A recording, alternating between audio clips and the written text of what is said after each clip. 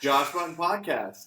Today, I'm joined by Hayley Noelle, the podcaster extraordinaire. You got me boosted into this line of, fun or whatever you want to call it. And she's host of the Philosophy of Fitness podcast. She's a manifestation coach and a guru of mindfulness. So, welcome. Yeah, thank you so much for having me on. Thanks for being here. Go ahead and introduce yourself. So you can do a much better job, I'm sure, than I can. So where do I start? Well, my name's Hayley, obviously. I've had a crazy journey that's led me to where I am now in terms of the path that I'm on. But long story short, I left the corporate world behind. A little bit after that, I had a spiritual awakening. And that sort of unraveled an entire journey of learning and unlearning for me that's led me to where I am now in terms of exploring manifestation, the law of attraction, fitness, mindfulness, nutrition, raising your vibration, taking your power back. And it's been a beautiful journey. And as I say to a lot of people, it's a never ending one, right? We never reach this point where we're fully awake or we've learned everything that we have to learn. And I'm just trusting where the journey is taking me. But it's really been amazing so far, especially with the creativity side of things, of being able to express myself with social media has been huge for me. I'm a very creative person, so I'm truly grateful that I'm able to express myself in that way as a career. So that's a little bit of my backstory, the Spark Notes version. Awesome. You escaped the Matrix quite young. Yeah. You beat me to it in the whole timeline of things by a good bit, I'm sure. So what was it I know you had a professional career in New York and you were completely in the rat race. What was it that made you take the jump and decide, you know what, I'm going to go do my own thing? Well, it was an interesting journey for me. It was very short, as you mentioned, shorter than most people before they leave that, trajectory. But when I was in college, I had this whole idea in my head of what my life was going to look like and what I thought I was supposed to do based on what, my peers were telling me, teachers, parents, etc., of what was going to be a successful life. So I had an internship at Pfizer, which is ironic now because I'm not really in favor of a lot of what they do. And that led me to working in healthcare advertising. And when I explain what that journey looked like to people, I was a communication major in college, so I really didn't have a clear sense of what I wanted to do. I went in undeclared, and then I had a professor convince me to do communications because it was such a broad major that you could really take into a bunch of different things. So I fell into that whole area of healthcare advertising. That's the corporate space that I was in, really because I had no idea what I wanted to do with my life. And I very quickly realized that the corporate setting was not for me. It was so unaligned with my soul. And I often tell people that it was a soul-sucking rat race because what I was doing had nothing to do with creativity. It was project management, which is busy work. If anyone has had a profession in that, you know how it is. And it just felt so meaningless. It's like, Right. what is the point of all this? Why are we putting so much into an ad for a diabetes drug that people are probably just going to get up and grab a snack when it comes on the TV? Like, it was just so meaningless to me. And very stressful. It was a super high stress job. I was working 60 plus hours a week. And I was like, you know what? This isn't for me. I can't picture spending 30 odd years of my life slaving away to a job that I don't have any passion for. I don't feel like I'm helping anyone. I don't feel like I'm making any sort of a difference. So I took a risk. I remember I was on the train in the way to work, and I texted my boss. I was like, hey, I emailed her. I was like, I'm giving my 2 weeks notice. I can't do this anymore. And she was like, totally understand. I totally support it. And once I quit that job, I got my personal training certification, banged it out in like 2.5 weeks, which is unheard of. Usually it takes people a couple months, but I was just so ready to start a new path for myself. And so from there, I went into fitness instructing, which was amazing. I absolutely loved it. It was so fun, super rewarding. But then the pandemic came, shut that all down. So that sort of switched up that path. Fast forward, once things reopened, I started doing fitness teaching at a different studio. Loved that too. And then fast forward past that, I moved to Florida, had no backup plan for a job. Loved the fitness stuff. And I was like, you know what? I know how manifestation works. I know how the law of attraction works. I'm going to trust the process that something's going to fall into my lap. And at that point, I had already started posting stuff on TikTok, even though I had no idea what kind of niche I was going to be in or, what I was going to do. I was just trusting the process. And I wanted to manifest for myself a job that allowed me to work from home, being creative, helping people with what I'm creating, and basically creating content on my own terms. And when I left my old job in New York, not even like a week after I quit that job with no plan B for when I was moving to Florida, the company that I work for now reached out to me and said, hey, we're looking for somebody to manage our TikTok. You'd be a perfect fit. You don't drink, because it's a company for people that, are looking to change their relationship with alcohol. So very serendipitously, I fell into that path. I've been with them ever since then, and building my own brand alongside and trusting the process as I go. But that's basically my journey of escaping the matrix. And I could not see myself working a desk job like that. I couldn't do it. Awesome. Ever again. So congratulations, first and foremost. Thank you. And yeah. secondly, I guess, is this the biggest thing that you've manifested? Yeah, I would say so. I've manifested some pretty crazy stuff, and I make some videos about this and people think I'm joking, but I'm not joking, because I've looked back at my old notebooks that I've had of, writing out stuff as if I have it in my present reality. And it's here now. Like I thought about that a few weeks ago. I'm like, damn, for years, I wrote in my journal, I want to live in Florida. I want to live in the sunshine. I want to have access to nature year round. I hate winter, so I couldn't wait to get out of New York. And even when I would go through my visualization process a few years ago, even like my bedroom looks like what I had visualized back then, my morning walks, it's crazy. Manifestation's real.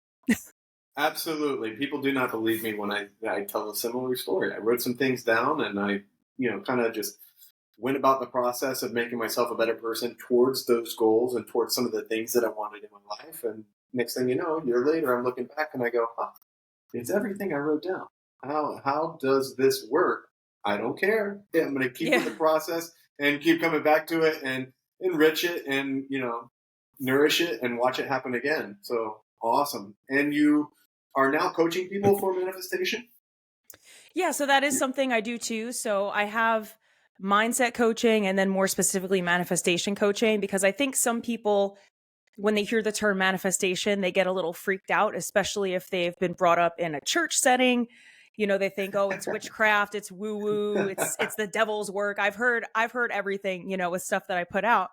But what I teach a lot now for people is manifestation, and also specifically manifesting for fitness goals, because that's something people really don't talk about. There's every other tool you could need. There's tons of nutrition coaches, there's fitness coaches, there's workout plans, there's recovery plans. But nobody really talks about the way that you can harness the law of attraction specifically for fitness goals. And I guess that's a huge topic that I missed when I was telling you about, things I've manifested. That's another big one, is fitness progress.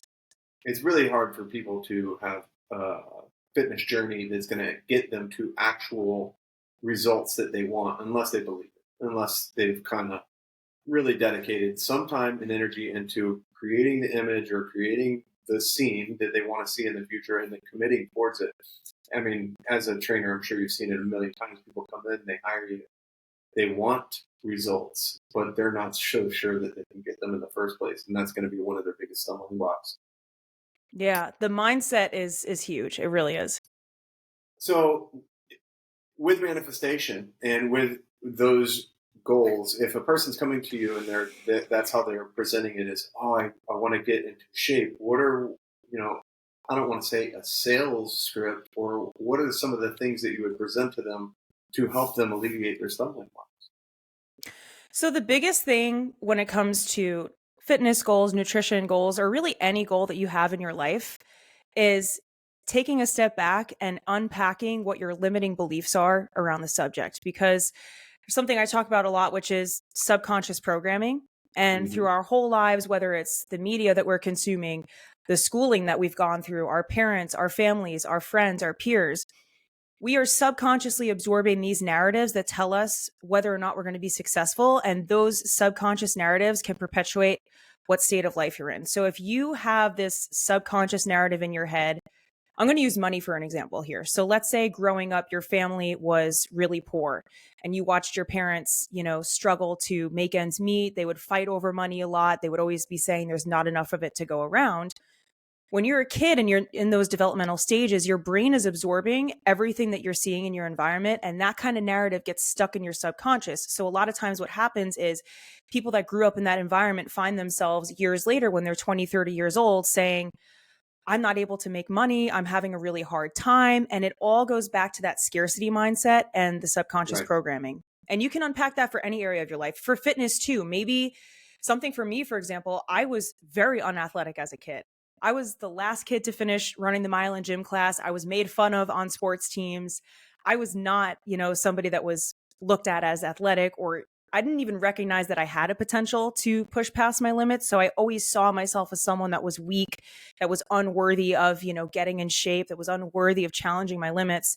And it wasn't until I really did the shadow work and sat down with myself and said, where are these beliefs coming from? Why am I not getting past this mental roadblock? And it wasn't until I unpacked that subconscious programming and rewired and retrained my mindset to more of an abundance mindset that I started noticing those changes. So if I'm working with someone, that's the first place to start, because you can't build on a shitty bones of a house, right? You got to start fresh.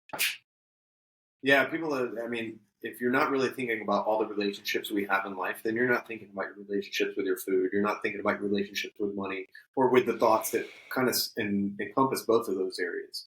You're just thinking about the obstacles and the bad results that you've had over and over again. And if you can't really clear that hurdle, it's going to be challenging no matter what. That's awesome. So when you got into training, what certification did you get first of all? I have the NASM personal training certification and nutrition as well. I don't do nutrition coaching anymore because I kind of switched into more of the content creating side of things, but I'm still super passionate about all that. And NASM was a really good foundation for myself as well. And what did you think about it when you started writing programs for people and getting into it on? So I loved NASM. Like unfortunately for me, when I did take it, I had to punch it out in such a short amount of time. So I feel like a lot of that, was kind of like a stressful mode. But a lot of what I had experienced was group coaching, not necessarily as much of the personal training side of things. And I loved having the knowledge to be able to help somebody to meet them where they're at, because I think a lot of what intimidates people from working out or even trying a group fitness class or trying to push their limits is that, well, this person next to me is more fit than I am, or this person has a better range of motion than I do, and I'm never going to be able to live up to that. And if you're somebody that's brand new to working out, you're never going to be able to see success if you don't feel supported from the very beginning. So understanding how to meet someone where they're at to make them feel confident enough to push their limits, I think is such a rewarding feeling, because everyone has a different starting point. We all started somewhere. I'm sure you started, really not knowing what you were doing. I started having no idea what I was doing, when I first started working out. And I remember being so anxious going to the gym, especially when I was in college, because I was so afraid I would look like an idiot, or, people would make fun of me because I can't lift a certain weight. And if you're someone that's prone to anxiety like that, it can be a huge mental roadblock that keeps you from even challenging your limits, because you let that little voice in your head win and say, you know what, we're not even going to try today because I'm just going to make a fool of myself. It's going to be a joke. But if you can find somebody, and I wish when I was in that position that I had a trainer or somebody to help me meet me where I'm at and make me feel confident and comfortable enough to try to expand on what I could do and to appreciate what I'm able to do, A, and B, build upon that so then I can gain more confidence to keep challenging myself. Plays right back into the self-limiting beliefs that you were talking about with manifestation. Yeah, that was one of the challenges I had when I was working with clients, is that, I know you have a goal and I know you really want to get there and you want to get there quickly, but there's certain things that you're maybe not paying attention to, or that nobody has brought your attention to, that might need to prioritize before you can ever go, start doing deadlifts. So with that in mind, when you were working with clients, did you realize that some of these people have manifestation issues? Yeah, I think it all comes down to self-limiting beliefs. And the more that you talk with someone, right, and really get to know them or talk through a process with them, you start to kind of see a mental pattern. Something that I would see all the time is people making excuses for everything, of like, well, I really want to lose weight. Or, even when I worked with nutrition clients, it would be like, I want to get into shape, but I just get so stressed at the end of the week and then I want to treat myself, or, well, I have this issue going on. And you can hear the person kind of shooting themselves down, right? It's that little devil in their head trying to keep them in that place of consistency. And this is another rabbit hole. I don't know if you're familiar with Dr. Joe Dispenza. Oh yeah. Oh yeah. Yeah. So something he talks about a lot is how people get addicted to stress and it becomes a habitual thing in the mind. So if you're somebody who your entire life you've believed you're unworthy, you've believed you aren't capable, your body subconsciously is going to do everything it can to keep itself in that state that it's used to, because it's ironically, it's safe and comfortable. So when you talk to these people, it's usually years of subconscious programming. And that's where those excuses are coming from, because that's the subconscious mind trying to keep them in a place of safety. But that change is unfamiliar. That change is unknown. So that's why it becomes scary. And that's why people often try to, justify why they're falling out of alignment or why they're doing something that isn't really honoring where their progress is going. So I think that's a super common thing with fitness goals. Let's bring that back to pharmaceuticals. What do you think about the people that have kind of already become, I don't want to say customers, but yeah, customers of pharma and dependents of pharmaceuticals, and have layered pharma upon pharma because of what their doctors are telling them, and feeding that thought process of, oh, I'm not worthy, or I'm broken, and this is the only fix. So did you have any of that knowledge when you were at Pfizer? did you think about any of those things back then? Not at all. Back then, I wasn't even. I was a very different person, back then, and I wasn't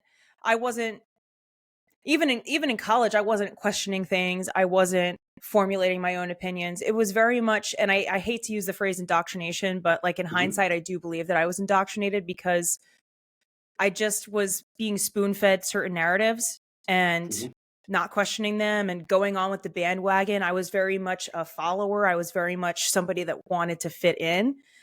And so at that point in time, I wasn't even questioning it. Even when I worked at the other agency that I was at, I really wasn't questioning it. But there was a voice in the back of my head that, as I mentioned to you earlier, I was like, what is the point of this all? No, like I said, who's watching these? Anyone listening to this, do you actually watch a pharmaceutical ad when it's on the TV? I think they're ridiculous. I think they're just like, that's the time that you go and get up and get a snack, or you skip it when you see it on YouTube. It's just like, I thought it was really meaningless. And I kind of was starting to wonder, A, why from the meaningless side of things, but B, why is this being pushed on people so heavily? Why are they investing so much into the advertisement side of it? So I think that might have been like sort of trickling into my mind, but at that point I wasn't at all, questioning things like I am now. That's for sure. We spoke about it a little bit when I was on your podcast, and how many people, especially if, like you had just said, are operating in a stressful situation because they are comfortable in that stress, state. They're subconsciously driving and operating throughout their day. So they're processing these advertisements a lot differently than somebody who's conscious and aware and paying attention to what's really coming across the TV screen. I think discernment is severely lacking if you're in a stressful situation 24 hours a day if you can't recover. So yeah, it's sad. I saw the number the other day was 85% of advertising is pharma. And the amount of money that goes into it is astonishing. It's astonishing. Yeah. Election years are the lone years where it gets skewed a bit, because obviously they're trying to put politicians into office who will, further push pharmaceutical narratives. So training for yourself, when you got your National Academy of Sports Medicine certification, what did you jump into for yourself? In terms of like workouts or career-wise? Yeah, were you going to CrossFit? Were you? You have done CrossFit a bit, right? Yes, I have. So I guess I'll give a little bit of like my fitness background, just even before I had my certification. So I kind of touched on it earlier. When I was in college, I went to the gym pretty frequently, and I thought that I was, a healthy person. Copious amounts of alcohol aside, which is like a whole other topic. But I would go to the gym. I would do an hour on the elliptical. and I would get all embarrassed, and then I would walk out because I was so anxious going into a gym setting. And I think if anybody listening to this has had like social anxiety or anxiety when it comes to working out, you know that feeling of like the second you step into a gym being super overwhelmed. So I was doing that. I was so afraid to even touch a dumbbell. The only time I ever did was when I went with my roommates because I was with a few people and they could kind of like help me. And then after I graduated and I got into that corporate job, I started working out at Orange Theory, which is another group fitness chain, and fell in love with it. It was like my stress outlet. You know, I would rush home from work and get into that workout class. And that was really what made me fall in love with fitness, was seeing that group fitness setting, seeing people challenge their limits, seeing somebody leave class saying, wow, I shaved this amount of time off of my mile, or I shaved this amount of time off my 200-meter row. Seeing people feel confident, like envying the instructors in the class. I was like, I want to do that. That seems so rewarding to be like helping people and to see them making progress. And so that was when I fell in love with fitness. So Orange Theory really was the game changer for me, which is basically, if you're not familiar, it's weights, rowers, treadmills. So it's a nice mix of everything. So I did that. I did running for a while. During the pandemic, I was running quite a bit. I was running like 6-7 miles a day because there was nothing else to do. And then that kind of paused because I had sort of messed up my hip, which was on my fault. I wasn't properly like taking care of myself with stretching with that. But cycling I've honestly done every single workout you could imagine. I've done crazy stuff with like these climbing machines. I've done CrossFit, I've done bar, Pilates, yoga, uh, everything and anything in between. And the biggest thing that I found is I like it all. There's pieces that I like of each, and there's things that I don't like from each. So I'm kind of at a place now where I just train intuitively and kind of see what feels right. And it's been working out pretty well. Awesome. So you also touched on alcohol in there, and I know now you're alcohol free. What was that process like? What brought about that change or the need for it? Yeah, so that was an interesting journey for me. So I was a goody two shoes growing up. I was the kind of kid that I never even had a sip of wine or anything on prom night because I was goody two shoes. And then once I got to college, I took it way too far. Like, and it's honestly sad in hindsight because I think in Western culture, it's such a big part of the college experience for people to, oh, we go to school and we party and we, let loose. And I was thinking about this recently where it's like, you got to question when we're in those formative years, right? Your brain is still growing. I think the male and the female brain haven't even fully matured when you're 18 to 22 years old. So why are we being spoon-fed this narrative that we should be drinking in excess every single weekend when alcohol shrinks gray matter in your brain and literally prevents cognitive function from, functioning properly? So that's a whole other kind of like conspiracy. But long story short, I took it way too far. I'm talking Thursday, Friday, Saturday, every single week when I was in college. I can count on one hand the number of times that I didn't drink on a weekend. And it was only if I was severely sick or something. There was any other time I was drinking.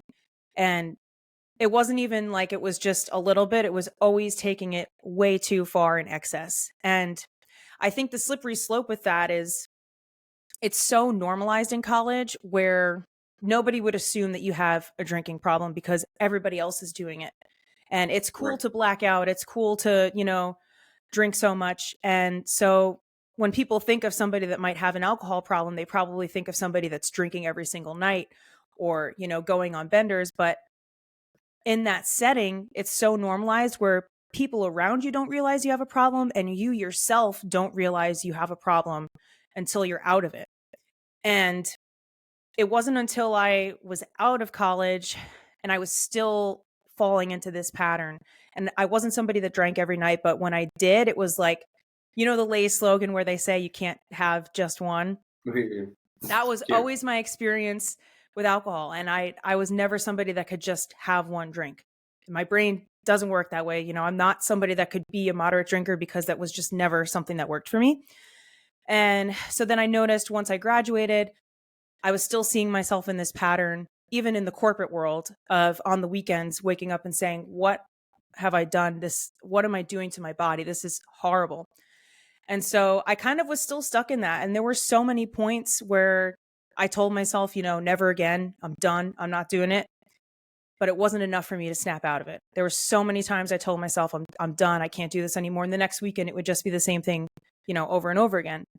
But it wasn't until I had a spiritual awakening, and I say awakening loosely because I think we can become awakened to deeper levels multiple times in our lives. But it wasn't until I had that spiritual shift internally that I realized alcohol did not play a role in my life, and it was holding me back mentally, physically, and affecting my energy and my vibration. And it was kind of a slow phase out for me. There was a period of moderate drinking, probably about 3 months, before I finally decided I'm done.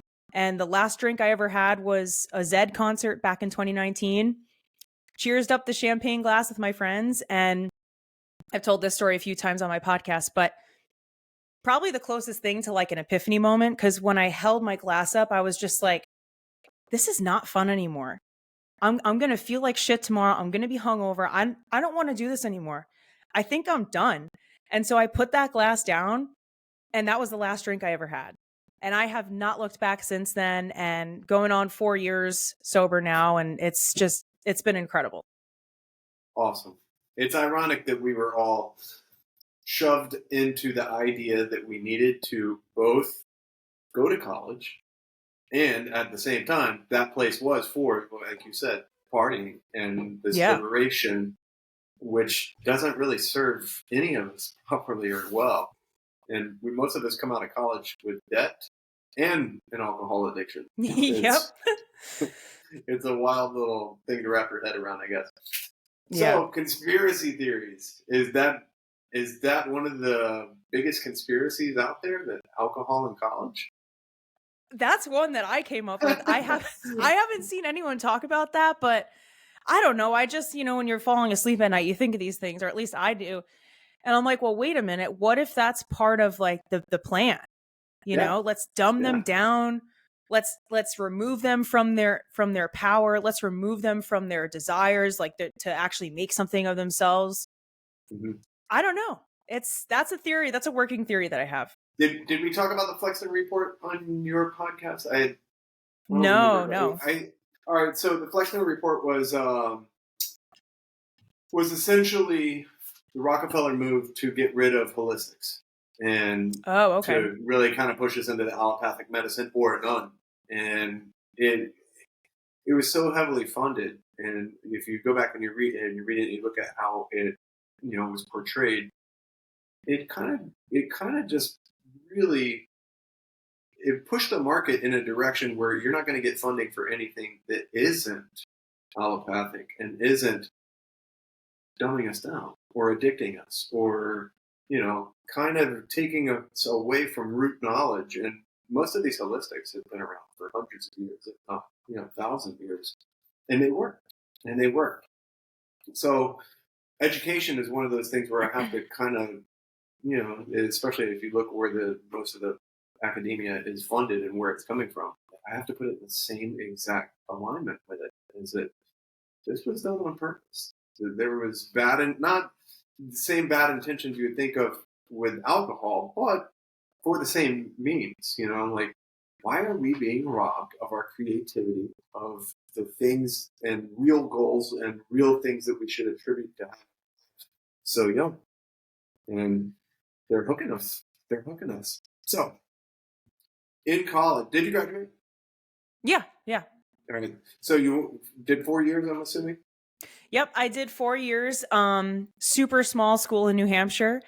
Most people, it's called St. Anselm, if anyone's curious. But we actually had a monastery on campus. That was like our big selling point. Yeah. But we had, I think, under 2,000 kids total. So everybody knew everybody. It was very, very small. And would you recommend college for everyone?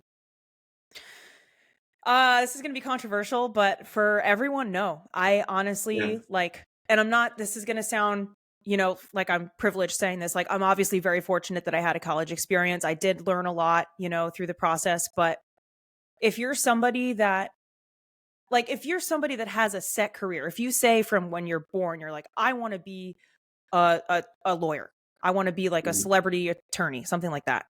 then you have a clear trajectory of the schooling that you want. Or if you want to be a psychologist, or if you want to be some sort of like botanist or biologist or something, if you have a set career path that you are like in every fiber of your being that you want to pursue, yeah, go for it. If you want to be in any of those professions that have that clear trajectory of schooling, yeah. If you're someone that has no idea what they want to do, there's two prongs to this. So first one is, for someone that has no idea what they want to do, I would recommend at the very least taking a gap year and exploring what you're passionate about. Really sit down with yourself, ask yourself, is this something that I want to do? What am I interested in? What could I see myself doing for a long period of time? That's the first part of it. Second part of it is, if you're a young person, and I've seen this a lot more frequently now, I think with social media, but if you're a young person who already is successful in something, I'm going to use, there's a creator on TikTok that I know, and I'm thinking of him as an example, but his name is Stone Fredrickson, and he's grown like a huge, like 6-figure business. And I think he's only 19 years old. So if you're a young person and you've already found something super successful, just because people are telling you college is the right thing to do doesn't mean you have to go and do it. If you're already carving a path for yourself that's successful, stay with that path. And I think more people need to be given time to just explore what the heck they want to do, because how are we supposed to have our entire lives figured out when we're 18 years old? It's crazy. Unless you're one of those rare people, like I said, that really wants to be in one of those professions. Most of us have no idea what we want to do. So if you think about it, if you're locking yourself into a major for 4 years, and in a lot of schools you can't change once you're locked in unless you go through a crazy process, and then you're 3 years in, you're like, oh shit, I don't want to do that. I know so many people that have changed their majors, like expensive. Like I have a friend who was a bioengineering major, and she said, I don't want to do this anymore.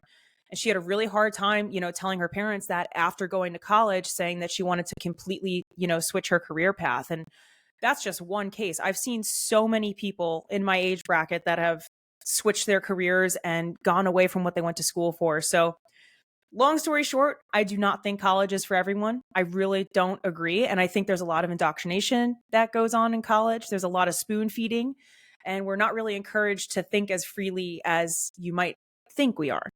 Right. Yeah, I think you saw that during the pandemic. There was a lot of people that you would have thought, oh, they'll see through any kind of hysteria or lies or manipulation possible. But it was the people that were the most indoctrinated that went along with it for the longest.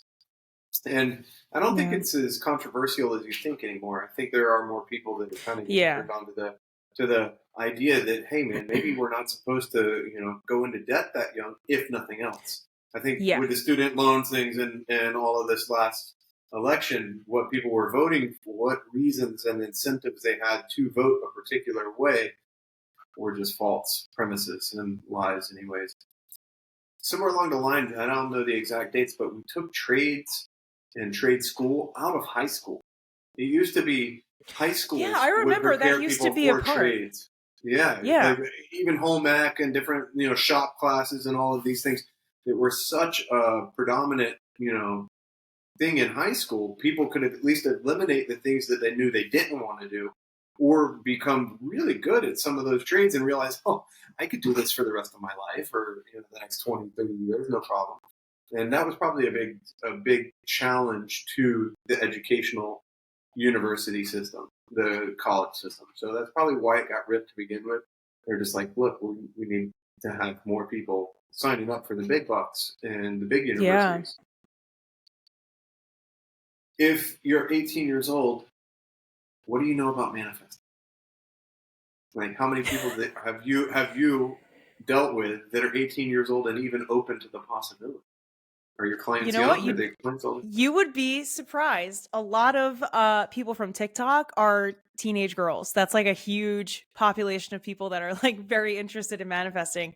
My audience over there is like 90% female, which is crazy. And young? But it's, like most girls are like 15 to 25. That's like the main. Go ahead. Have you found you can share the same information on Instagram and the other platforms as you share on TikTok with the same feedback? So TikTok and Instagram are two different beasts in my book. I'm very much more a fan of TikTok. I I love TikTok.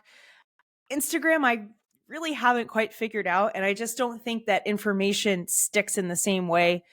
It's just an entirely different ball game. Like I can make 3 5-minute videos on TikTok that are super informative, that really deliver a lot of value, that get, thousands of views, tons of people asking questions about it. And I can post the same video on Instagram and it'll get like 10 likes, Right. one personal comment on it. And I'm really not a fan of Instagram. We have to use it, especially if you're someone like me that's, using social media to sort of run what you're doing. But I don't know. Have you found, are you on TikTok? Yeah. Okay. I started TikTok when I started the podcast. Oh, and okay. I noticed they are completely different worlds. But Yes. I also noticed that I don't want to say you get away with more, but the community guidelines are a little different. What's acceptable on TikTok is not acceptable on Meta, Facebook. And Instagram wasn't always like this either. Instagram, before the Meta Facebook takeover, was a completely different machine as well. Like I would say I had 12,000 followers before the pandemic started. And when I stopped posting modeling stuff, and actually even I was manipulating it a little bit, I would put modeling photos up with the client information, push the client stuff, and then slide in a little conspiracy theorist stuff. But seriously, as soon as I started putting stuff that was relevant to current events and truth, shut down. Wow. Instagram. Yeah, you're in Instagram jail, right? they've been censoring you. Complete Instagram jail. And you know what? People like that message you had sent me. People had sent me those things at the beginning of COVID, going, "Hey, are you aware of what's going on with your Instagram?" Yeah. And so people had brought it to my attention, and I started other accounts. Some people call them burners. I started burner accounts so I could literally go and, instead of posting the information, just go and view my own account and then, kind of disseminate fact from fiction, what was really going on. And it was true. They censored me to myself. They asked me if I really wanted to add myself, if I really wanted to message myself, like all these, questions that were completely irrelevant in my mind. And I think time has, on a lot of those issues, come to tell the whole story. Like the people that were sharing information at the beginning of COVID were right. And I mean, right now there is no justice to be found in that world, but I envision a future. I manifest a future where this is brought to the light of day. Yeah. And people do start to, become more aware. Oh, my neighbor was just trying to save me turmoil or save me affliction in some way, shape, or form. They weren't trying to spread misinformation. Yeah. So your TikTok's huge, no? I wouldn't say huge, but I have like a decent, I'm very grateful for like everybody, but it's obviously nowhere near like, a gigantic community, but I have a pretty solid community over there. So I'm very grateful for that. The engagement is consistent. Much better than Instagram. Yeah. And you get feedback from people that apply the techniques and the things that you're teaching them? Yeah, definitely. More so, it's funny because Instagram is almost frustrating in a sense because there's a lot of people that follow me from college, high school, old jobs that I've had. But I think the algorithm for Instagram just doesn't work the same way as TikTok, because TikTok, you have such a higher chance of reaching new people with every single thing that you post. But with Instagram, it's really not like the For You page where you can scroll through and find a new creator, find somebody new that's really interesting and start following them and start engaging with their content. It kind of just gets pigeonholed into being delivered to the same people that are seeing it all over again. So sometimes when I post on Instagram, I'm like, people must be like, oh, here she goes again with the manifesting. Like it's a very different vibe and algorithm. And I prefer TikTok. And I think that's exactly what they want you to think and feel. If you think about it, I think the algorithm on that platform is actually directed at you for that purpose. It's on which one? As soon as you go to post it and you actually have that thought process, oh, these people are going to go, here she goes with the manifesting. Yeah. The algorithm, I think, is intended to make you think that, to self-censor. Interesting. Okay. Literally, I think it's based upon topics and hashtags and different things. And the way I what my own research tells me is that they've split this into different subcategories and categories of acceptable, unacceptable. Yeah. And since it is an attention grabbing market, and they do want to compete with TikToks in some ways, I think what they're doing is, if you can get attention from any communities it is, but it's attention that is going to serve, in my opinion, a deviant purpose. In other words, if you're dumbing people down, or if you're hurting the subconscious of a culture, you are rewarded for that far more than you would be for being like, hey guys, we need to spend less time on our devices. Literally, and it seems like, oh no, this is dystopian. This is crazy to think this way. But if you really do step back and take a look at, what's being pushed and what isn't being pushed, and what kind of is the hardest to get traction behind, I can't help but think any other way. Especially knowing what posting modeling pics are, different clients. Yeah. Stupid that's really interesting. Gets. Because now I'm just thinking about this. Yeah. Well, now I'm thinking because. Go ahead. Sorry. No, you please.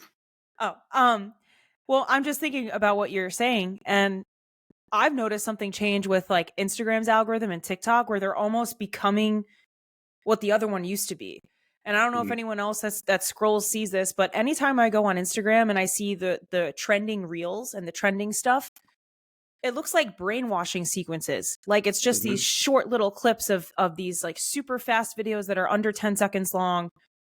And I'm like, this is frying people's attention spans. Like all these little short, tiny, or just like dumb content. Whereas now, and maybe it's just because I've catered my For You page to be this way on TikTok, but what I'm seeing a lot more of on TikTok now is longer videos, like 2, 3, 4, even 5-minute videos of people deep diving into a subject, really analyzing something or sharing something informative.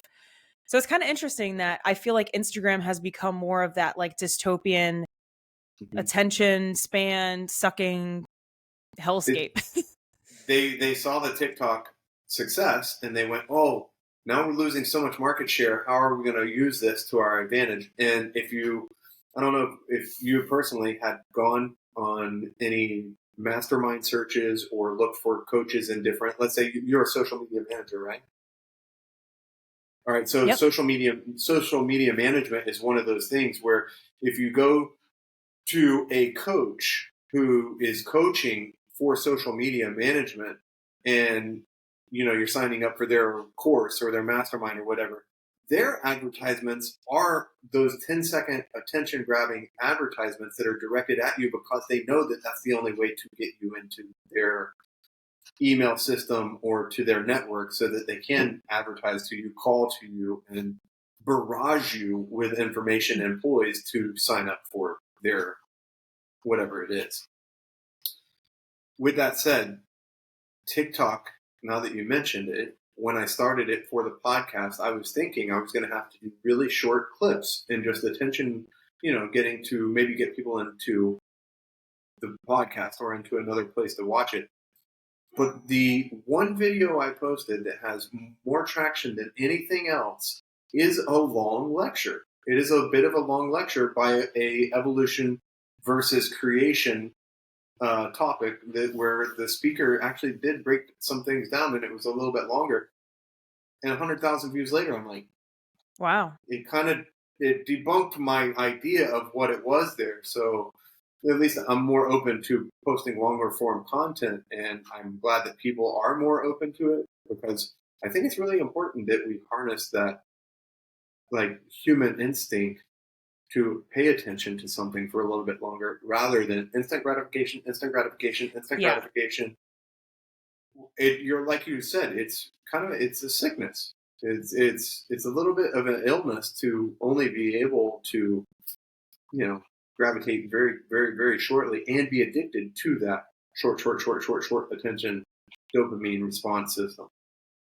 But back to your point about it, it's by design, right? If you want to get in the conspiracy side of things, it's like they want you to be dumbed down. They want you to have super short attention span.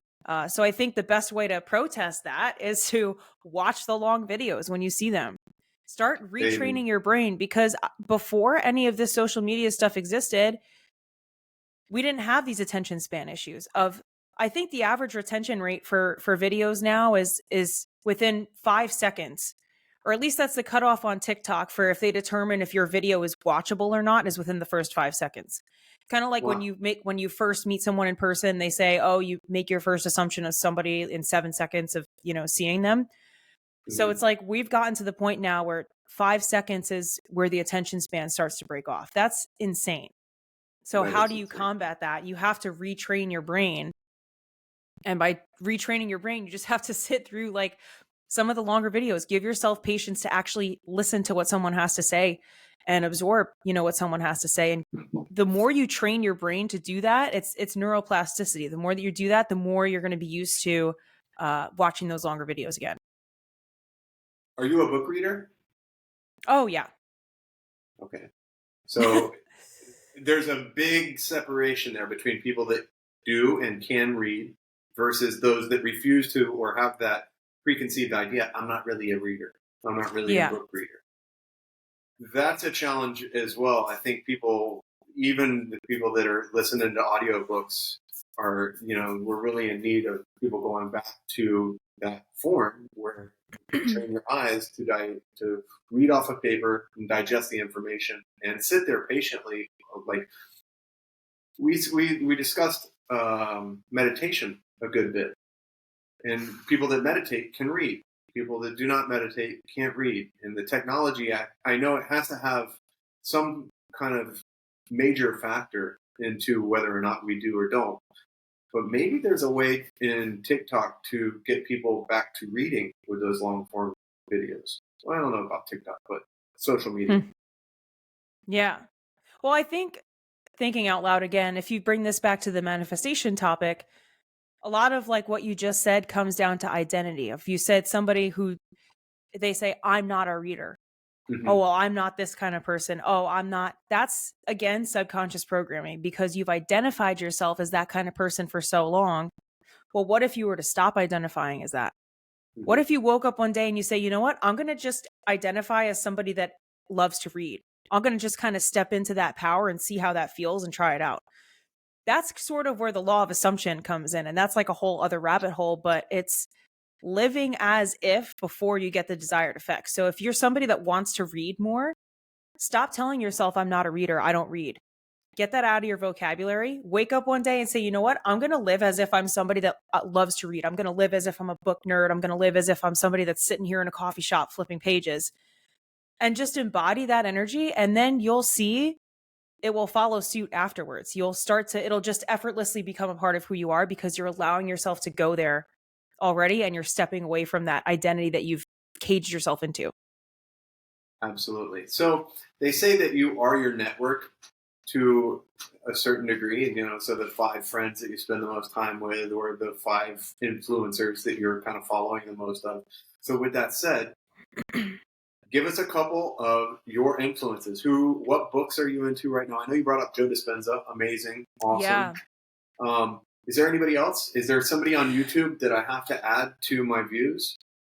I have tons of recommendations. I love to read every single morning. I read with my coffee. It's like I feel like such an old lady, but it's part of my routine. I get my book and my coffee, and that's just how I kind of like set the vibe for the day. But I just finished a really good book called You Are a Badass at Making Money by Jen Sincero, I think her name is. And I was talking about some of that, lack mindset stuff with money. If you are someone who has struggled to make money, that book is going to crack you open. You're going to be forced to face your shadow issues head on. So it's really eye-opening. She's very snarky in her writing style. I absolutely loved that book. So I would totally recommend that. There's so many books. I'm trying to think. Eckhart Tolle is great. A New Earth is one of my favorites. Alan Watts is great as well. I'm trying to think. Joe Dispenza, obviously. There's another person that's really interesting, and he's probably one of my favorite creators right now. And I actually have his poetry book. His name is Dakota Wint, and he is super fascinating guy. So a lot of what he talks about is psychedelic experiences that he's had. He talks a lot about plant medicine, but he ties it into ancient cultures, and he's done a ton of traveling around the world. He's gone to sacred lands in Turkey, Peru. He's always doing these kinds of like medicine healing trips. But apart from that, I know some people that aren't into plant medicine might say, oh, what's this guy, just like a stoner in his basement? He's not at all. He's so articulate, really interesting guy. I watch a lot of his live streams if I'm just like cooking or, cleaning around the house. And he has a poetry book that he recently came out with, and he has some really beautiful poems in there that are very like, if you're into more of that spiritual, esoteric kind of mystical stuff, I think you'd really like him. But he's probably one of my favorite creators right now. Awesome. Have you partaken personally? Plant medicine? I have not. No. Have you? Oh yeah. Yeah. What have you done? But long before it was ever as viewed as medicinal, it was definitely party drug central. Okay. Yeah, I went down the acid mushroom wormholes for a long time until it was chocolates, which were microdosing mushrooms. I've done the weed edibles and smoked weed and ayahuasca a little bit. I think on accident. Peyote, how do you do that on accident? Getting spiked by a jerk of a friend who was like, "Welcome to the weekend you didn't know you were going to have." I went down the party rabbit hole pretty deep, but never to dissolve my ego on purpose. In other words, I never had a coach or somebody who was like, "Oh, look, you're really having these stumbling blocks, and it's because of self-limiting beliefs in this area of your life where we're really going to open up your train of thought with this hallucinogen and see what's going on, or at least let you experience some side of, yourself that you're probably not really open to or communicating with." And I don't know how I feel about it in those terms because I haven't approached it that way. But yeah, I definitely saw the benefit of mushrooms and, maybe not some of the more, harebrained times where I just got wasted to get wasted. But I definitely processed information and the world around us differently after mushrooms and after different experiences where I had no choice. I had absolutely no choice but to embrace the reality that there is much more to this existence than we're really even taught to think about. So even outside Mother Nature, I think we're all capable of looking at trees and mountains and hills and oceans as beautiful things. But when you sit and you dissect a scene for 8 hours in that state, it's going to change your perception of reality. There is no question that I'm sure there's some applicability within therapy, within, ego dissolvement. However, there's also the entire dark side of it all. And in my opinion, nobody wants to talk about that, especially right now when they're, legalizing in certain states. And in the states they are legalizing it, they already have epidemics that they need to deal with. They have people on the street that are druggies, that are, that are strung out people. They have real cultural illness that needs to be addressed before they start introducing recreational drugs, in my opinion. Yeah. I moved west. When I first moved west, it was the greatest thing in the world to get a marijuana card and to go into shops and shop these high-end, different weed strains to smoke. But when I did really start to pay attention to the culture and the subculture, there's not a lot of people that are out there succeeding in life and really, embracing that culture as part of the reason. You know what I mean? I saw more people that were living on the streets doing drugs and were A-list, actors or directors and, actually had some, really positive impact that they were going to create in our culture or for the world, for that matter. With that said, I'm not going to be super judgmental of, I guess, the people that are, probably getting some kind of therapeutics from it. I don't think we'll ever understand it all. I mean, I have a question for you. Yes. Okay. Because you kind of touched on this, like the dark side of stuff. Have you ever had an experience with psychedelics or plant medicine that was dark?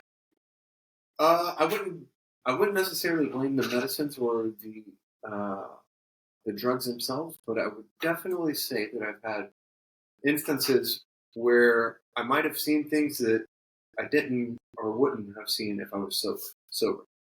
And I don't know if it's because of my psychology, because I was raised Christian, fundamentally religious family, conservative upbringing, and I was living a lifestyle that was wild and out of control, or if it was because the things that I was processing were real. And I'm talking about demons. I'm talking about demon possession, and I believe in it more now than I would have when I was growing up and had a more conservative view on the world, but a rational approach, if that makes any sense. So at one point in time, it would have been really hard for me to think about the devil or about demonic possession other than what I had seen on television, and in movies, like most of us. After some dark drug experiences in my 20s, yeah, I would say it's very, very likely that there are people that give up control of both their mental state, their physical state, their entire embodiment through a gradual process.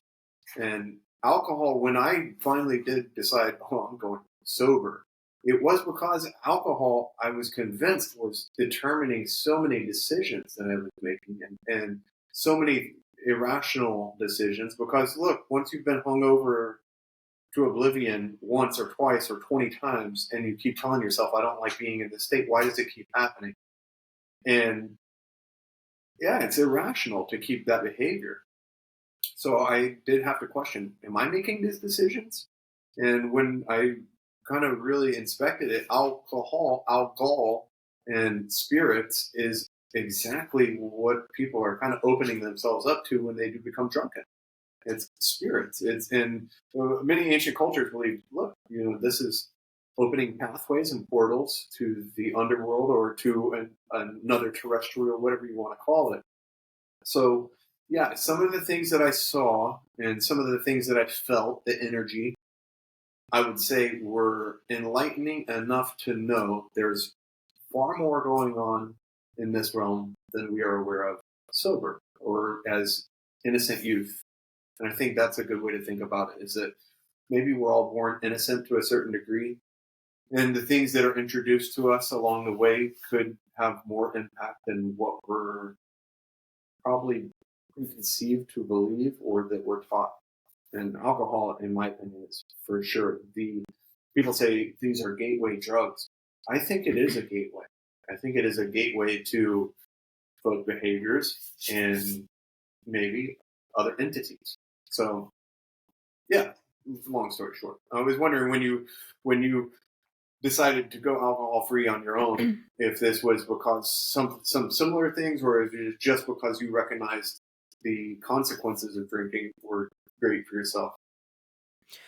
It was twofold. I think part of it was for me, but another part of it was seeing some of the people that I was hanging around becoming literally like they were possessed. Yeah. There's no other way to put it. And that honestly almost spooked me enough to be like, if I keep hanging out with these people and doing these things, this is what I'm opening myself up to, and this is the path I'm heading down. And I can even say for myself, at the times when I was drinking heavily, it was like I was possessed too. I mean, I was doing things I never would do. And think about that even in just saying that.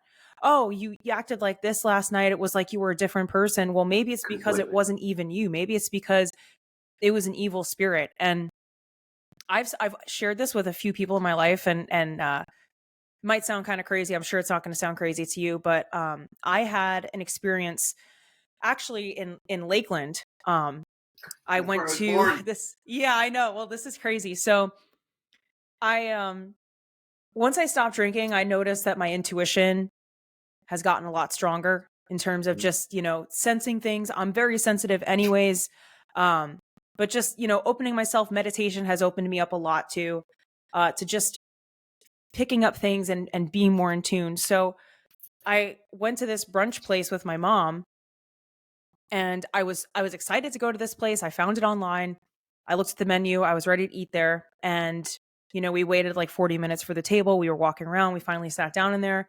And as soon as I entered the building, I've never felt this in my life before. I was hit with this wall of this sickeningly heavy, dark energy.